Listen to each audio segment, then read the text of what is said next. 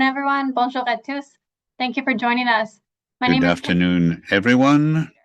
Before we begin, please note that this press conference includes simultaneous and sign language interpretation services.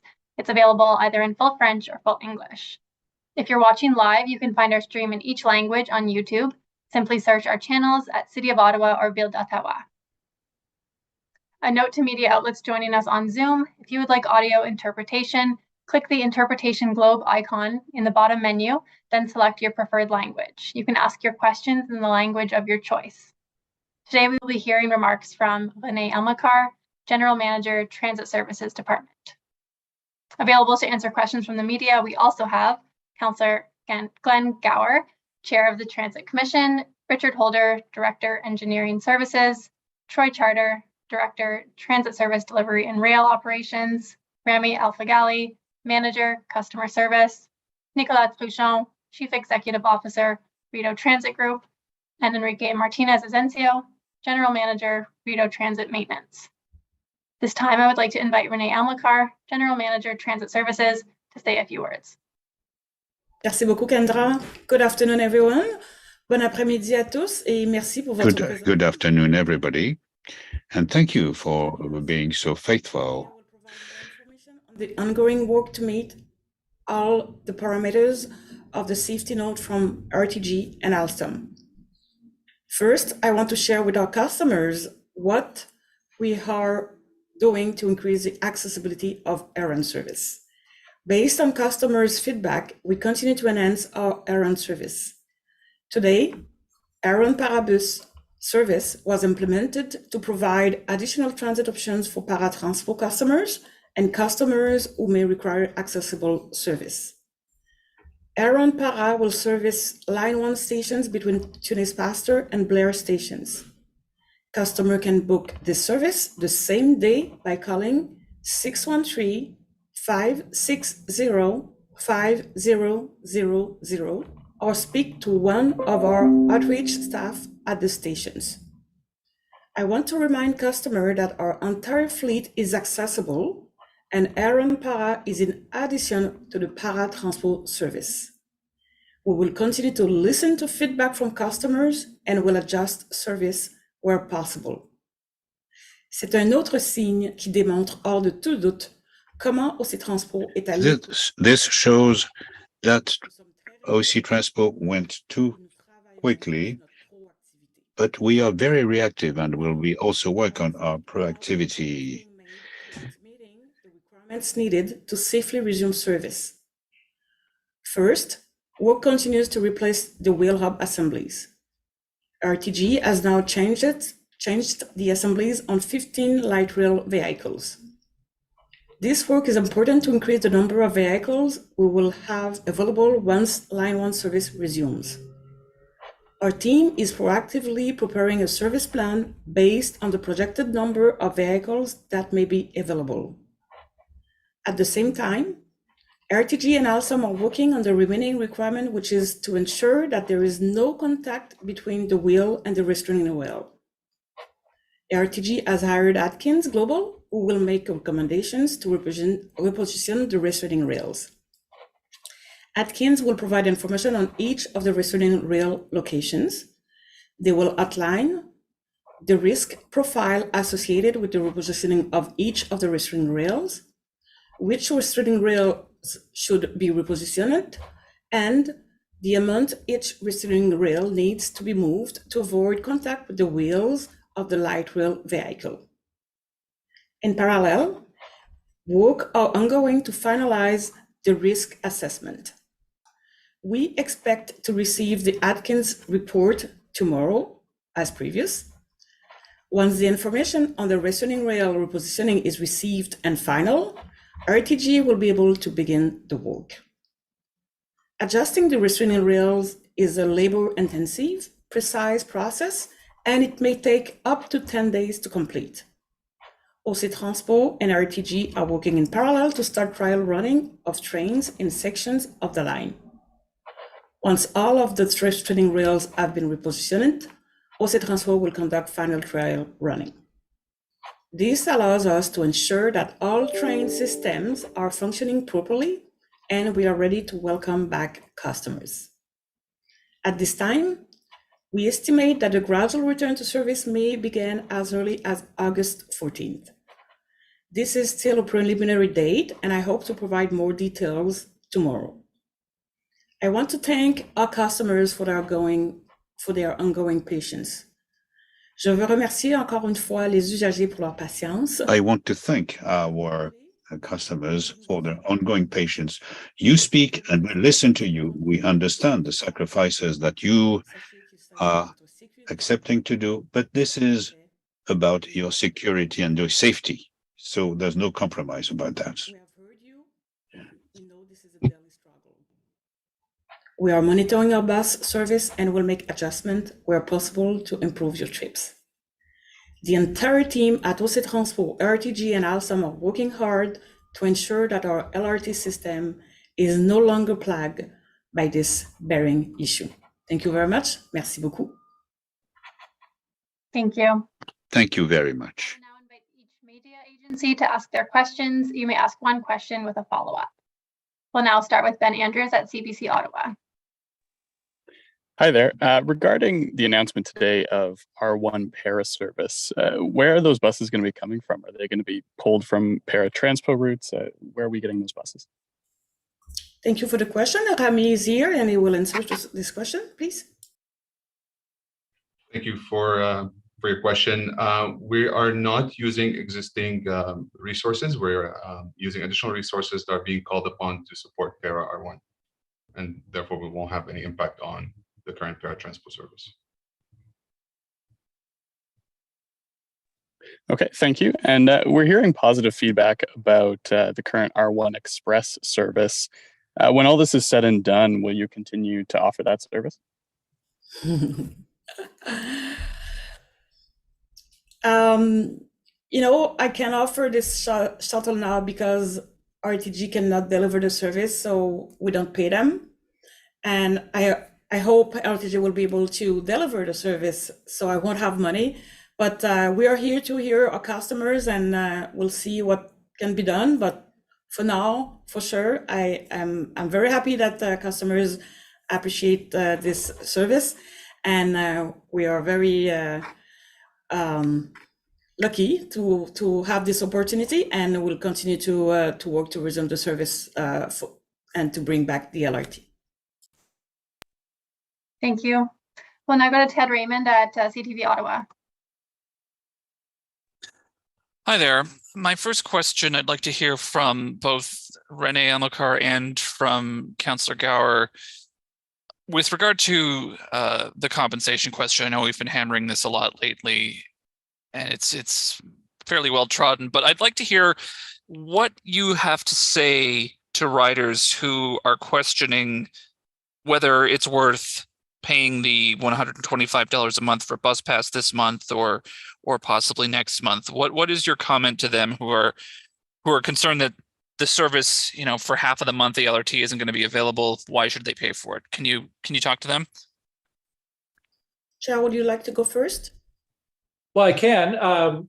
First of all, as Renee's mentioned, we are committed to doing everything we can to improve that R1 service and make sure that if there's any opportunity to improve the frequency of the R1 buses, the speed of the R1 buses, whether it's for OC Transpo or for para customers, there's a commitment to do that.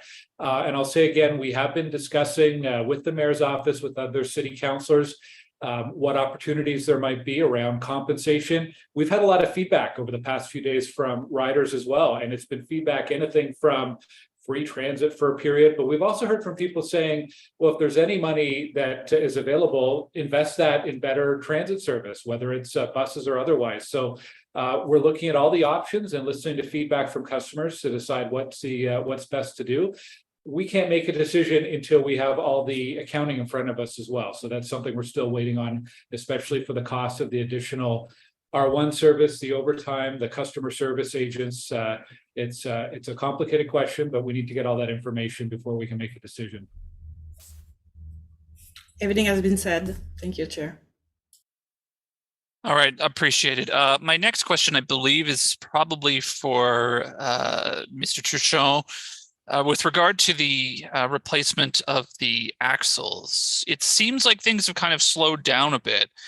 Last week it seems like you got a lot more done. This week, yesterday you said 14 trains, today just 15. Is there something holding up the process of replacing these axles on the vehicles? Not really. Obviously, it's a very complicated process that needs to be followed with strict quality procedures. We certainly do not want to repeat some of the errors that have been made in the past. So we have capacity at the MSF to process a number of vehicles, and also at the same time, we need to make sure that we keep the fleet in the readiness state to restart service. So yes, we're dedicating all the resources available to continue to grow the fleet count, and we expect that the fleet count will continue to grow over the coming days. But it's not a process where we replace 2 axles per day. In fact, it's more something along the lines of 2 every second day. Thank you. We'll go to Joanne Lashes at the Ottawa Citizen. Hi, I was wondering if you have any numbers on ridership that compares ridership to the same time period last year or to the same time period pre-pandemic. Thank you very much for the question. So in 2 weeks, I will be able to have the ridership for July, and we'll share that with counselors, and we'll make it available for you for sure. Okay, thank you. Joanne, do you have a follow-up? No. Okay, thank you. Nous allons maintenant à Jean-Sébastien Marié à Radio. Jean-Sébastien Marié, Radio-Canada. Thank you indeed. I'd like to clarify one point. There had been the assumption of adding some lubricant. Could you please explain what the next steps will be as far as adding lubricant is concerned? What will be the operations like? And it is a precondition for reopening. Thank you for the question. The lubrication of the rails will take place in a second phase, and it will require a few weeks or a few months because it is a very sophisticated operation, and it is not an obligation. This is something which is done on top the other operations. Thank you. Second question. You did mention how much transparency is important for your daily press availability. However, you did not allow us to come and look at your facilities, whereas we would like to have pictures of your facilities. So will you guarantee that in the name of transparency, you will give us access to your facilities in the field, especially with regard to containment rail?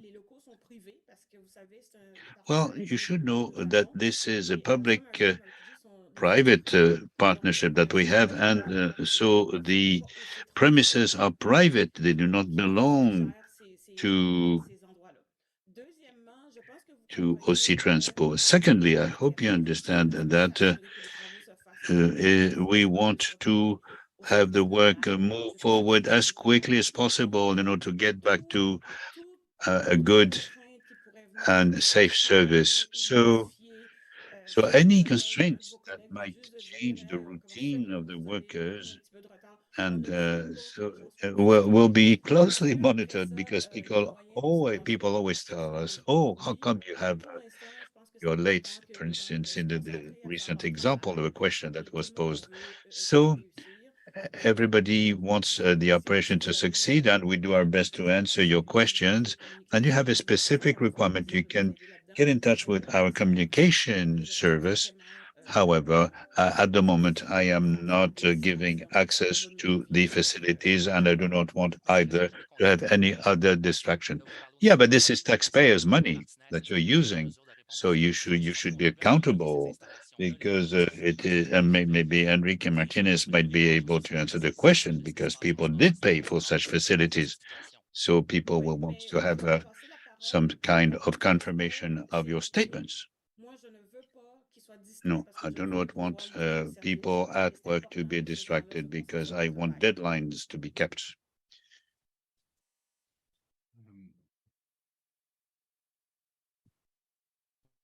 Concrètement, pour l'instant, on Well, travaille. practically speaking, Retour au service. we have a rotation of workers and they work shifts without interruption. So we do not need to have people in the area to take pictures or start filming in the field. So it's not a lack of goodwill. It's just that that access to other people is difficult to organize. Thank you. You may raise your hand using the raise hand function, and we will go to a second round. Ted Raymond. Hi, yeah, I'm just wondering if we could get that last response in English from the Jean Sebastien's question about having media access to the work that's being done so we can take video and pictures. Nicolas, tu veux y aller? With pleasure. Yes, yeah. Right now, effectively, we're working 24 hours a day, 7 days a week. We're throwing everything we have to resume service as quickly and as efficiently and safely. For the time being, a distraction of entertaining media visits to the MSF is not something that would seem counterproductive to the common goal that we have with our client to resume service. This being said, if there are any specific image requests, as I believe Renee suggested, please send the request across to OC Transpo from on the communication side, and we'll see what we can provide. But in terms of right now, we want to stay away from any distraction that would take us away from the goal. And if I may just ask one more question very quickly, is there a reason why these news conferences are still virtual at this point? Is there any possibility that we could have some in-person conferences coming up? Sure, it's a fair question, and we are very, very a small team, and I think you want to hear from us, and we're very, very busy. Definitively, by having those press conference virtually, it's we economize a lot of time, and it's good time because we can after that work with the Alstom experts to bring back the service. But I'm hearing you, and we can see what we can do. Maybe once a week, and maybe we can do it in person.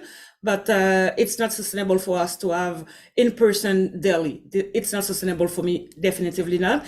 And my experts will not be able to accompany me to answer to your question. So we will need to tell you, okay, we'll come back to you.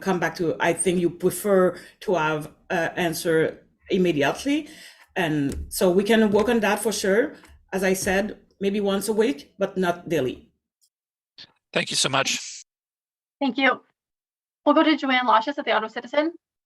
Hi, I have a question for Madame Amilcar and Councillor Gower.